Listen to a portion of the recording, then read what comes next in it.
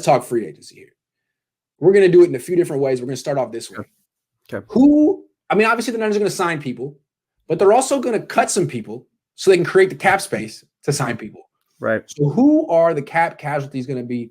We mentioned earlier Weston Richburg and his hip. He's probably going to be the first one. Are there any others that you can imagine the Niners might cut? I don't see anyone they can cut, or that they will cut, I should say. I just think the way I think they're 12 million head above water, right?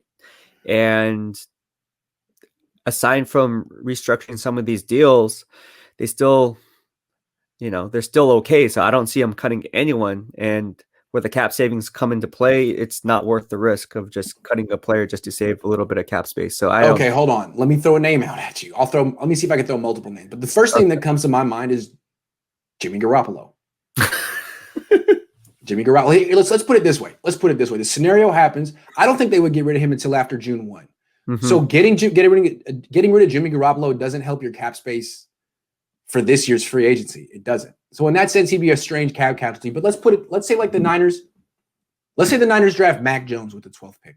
Mm-hmm. Let's say Mac Jones falls to 12 and they take him. Although I think Chris Sims says, don't be surprised if the Panthers take him at 8. He's a lot like Joe Burrow. Joe Brady's there. But let's say Mac Jones falls to 12, or the Niners trade up to 7 and get him, and that's their guy, Mac Jones. Then what do you need Jimmy Garoppolo for? What are you paying him $27 million for? To be the bridge? Start 8 games? Then I think he could become a cap casualty.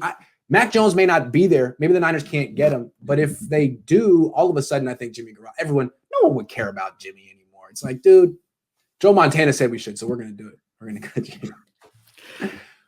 They'd have to have a replacement before they just got rid of him. They're not just going to cut him and be like, okay, well, we have no quarterbacks on our team right now. Right. Yeah. Right.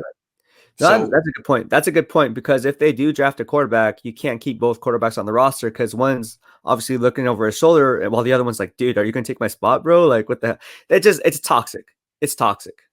I mean, D Ford, whenever he can pass a physical, will be a cap casualty, but who knows when that's going to happen. Yeah. Right? That could be in 7 years from now. So him possibly, I don't know if Weston Richburg will ever play again. Laken Tomlinson, they probably won't cut him. They still see him as one of their better offensive linemen. They can't cut Eric Armstead. They're not going to cut Jimmy Ward. No. It seems to me it's Weston Richburg, D Ford eventually, and Jimmy Garoppolo eventually. And that's the list. That's it. They're not going to cut Raheem Mostert. No. So, okay, not a lot of cap casualties, not a lot of ways for the Niners to create cap space. If they want to do it, they really only one way you can do it, and it's through the quarterback.